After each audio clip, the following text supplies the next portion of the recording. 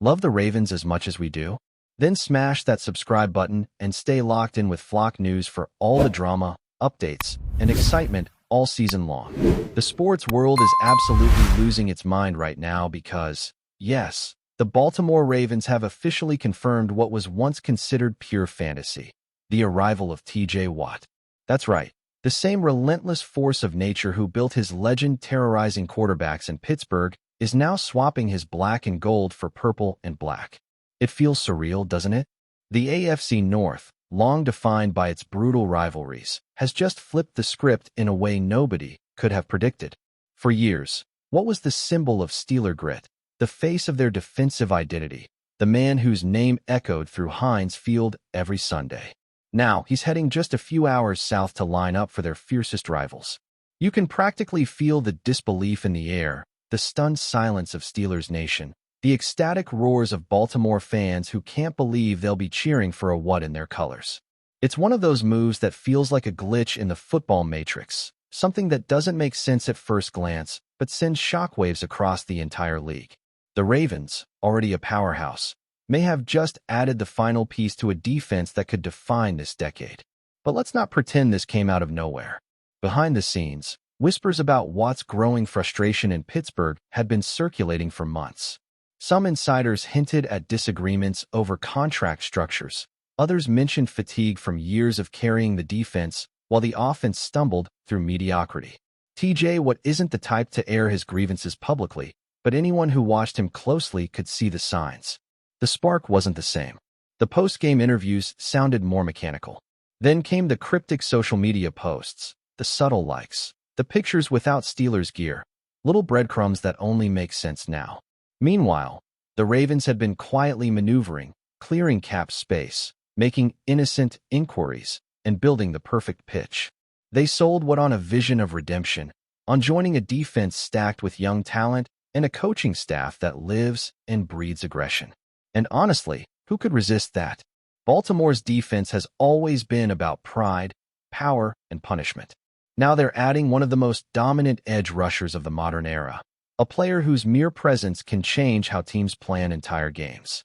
You can almost hear the echoes of history in this move. Decades of Ravens-Steelers battles, of bone-crunching hits, of defensive duels that defined the AFC North, and suddenly, one of the icons of that rivalry has crossed the line.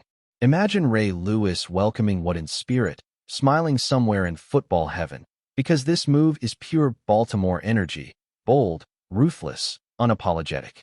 The Ravens didn't just sign a player. They hijacked a symbol, a living embodiment of Steeler toughness, and turned him into a weapon for their own cause. It's poetic and chaotic all at once. And for the league, it's terrifying. Because when T.J. Watt joins a front seven that already includes Roquan Smith, Kyle Hamilton, and Justin Matabike, you're talking about a defensive nightmare. Opposing quarterbacks might start circling games against Baltimore in red ink, not for preparation, but for survival. This isn't just another free agent signing. This is a declaration of war from a team that wants to own the AFC and, maybe, the Lombardi Trophy. Still, the emotional side of this can't be ignored. Fans in Pittsburgh are shattered. They're calling sports radio stations in disbelief, venting on social media, trying to process how their defensive captain, the heart of their team, is now wearing enemy colors. For them, it feels like betrayal, like watching Troy Polamalu switch to the Ravens in his prime. But this is the modern NFL, where loyalty meets business and business usually wins. Reports suggest that Watt's decision wasn't about money alone.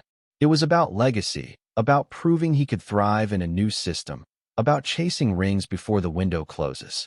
And for the Ravens, this isn't just about one season. It's about culture.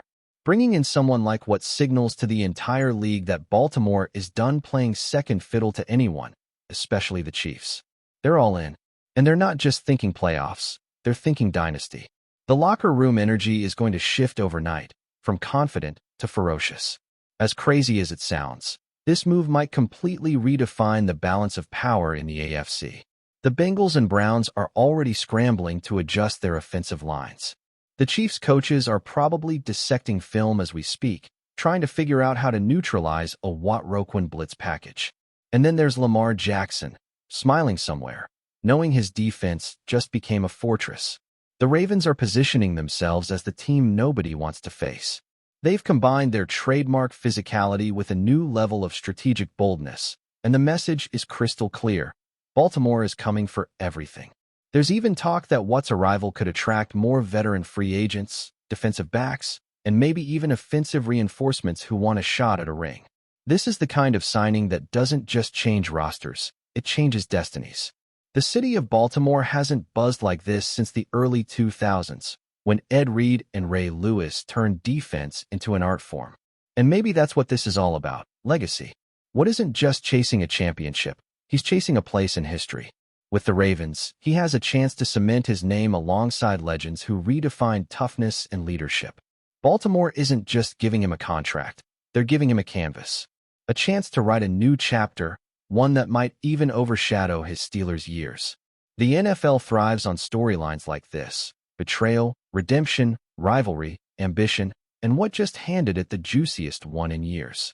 As training camp approaches, the anticipation is reaching fever pitch. Reporters are already fighting for credentials to his first press conference. Will he play it cool or embrace the chaos?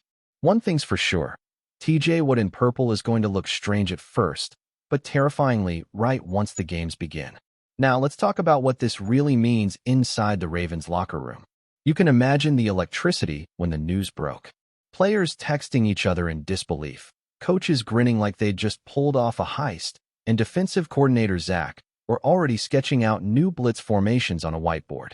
Bringing in what doesn't just add talent, it redefines identity. This defense was already elite, but now it's bordering on monstrous. You've got leadership at every level.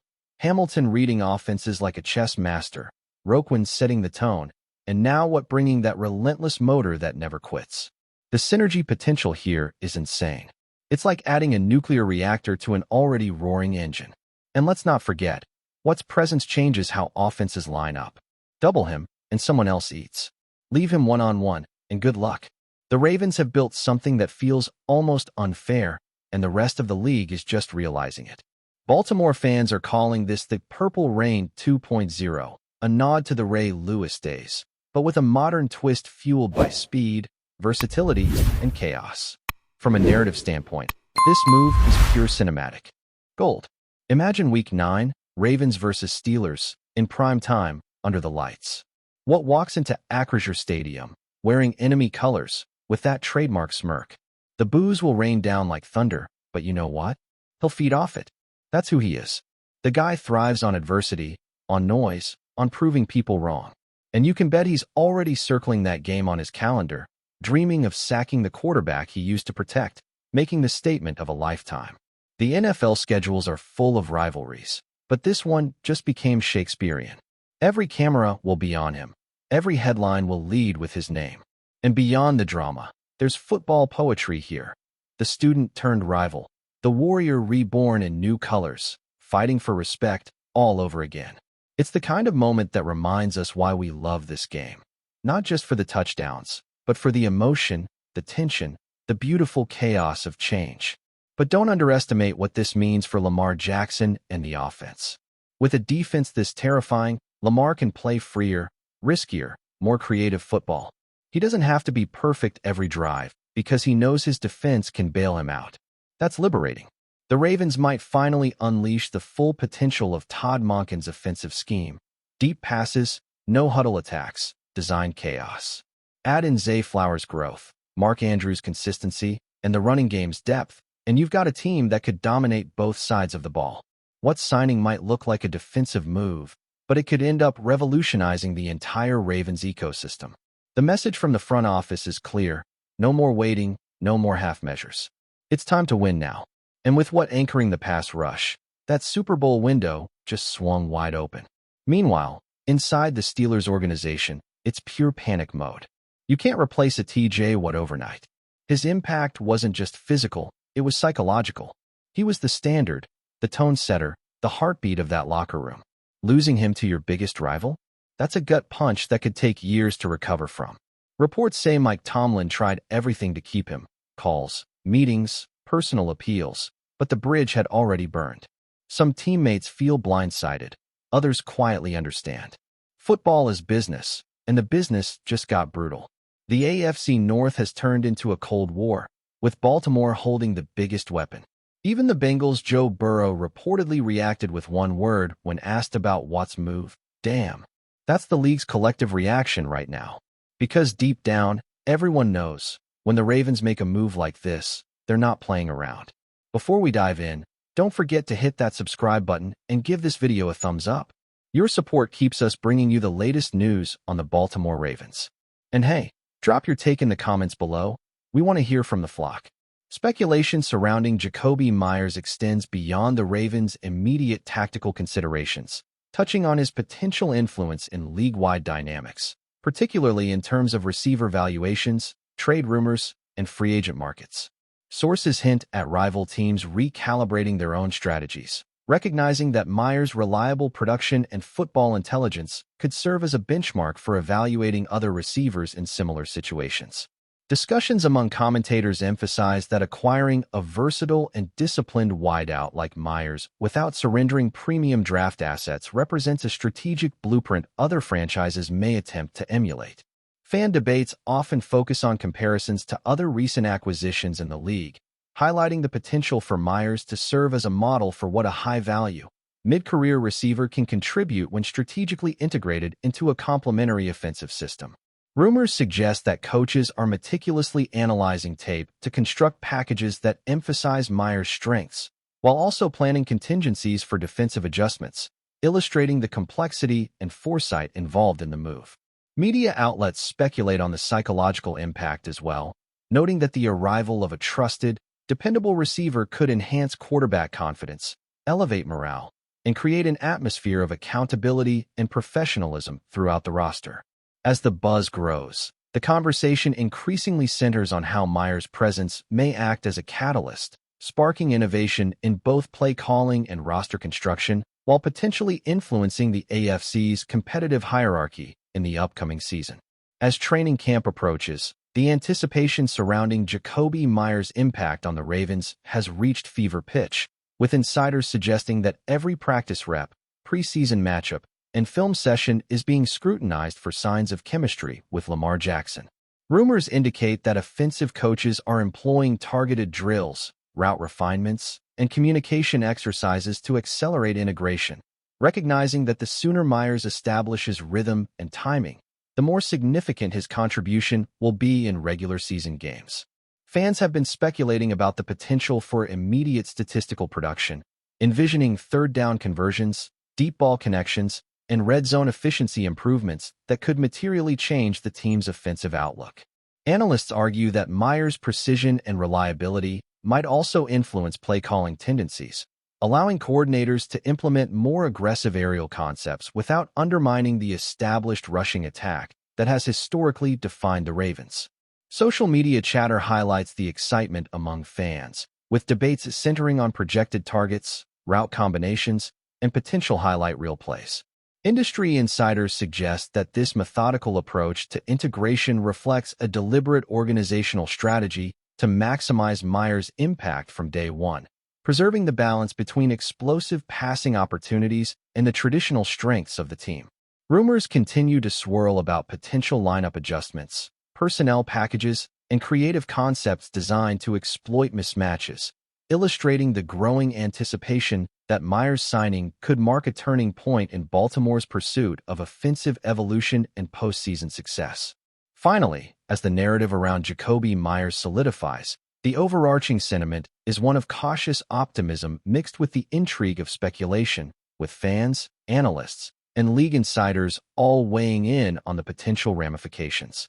Rumors suggest that beyond the tangible on-field contributions, Meyers may serve as a cultural catalyst, influencing locker room dynamics, mentoring younger receivers, and elevating standards across practice, preparation, and performance.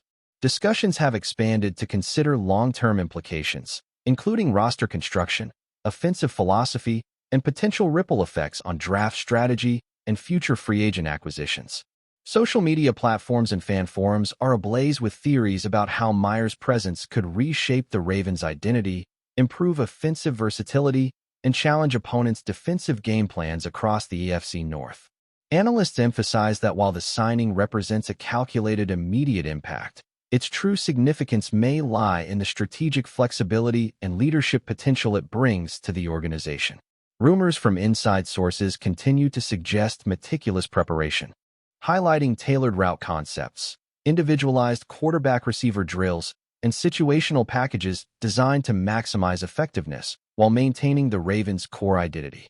As excitement builds toward the upcoming season, the consensus among insiders is that Jakobi Meyers' integration represents a potentially transformative chapter for Baltimore, blending proven talent, strategic foresight, and speculative intrigue into a story that will dominate conversations until the first snap is taken. That's it for this update.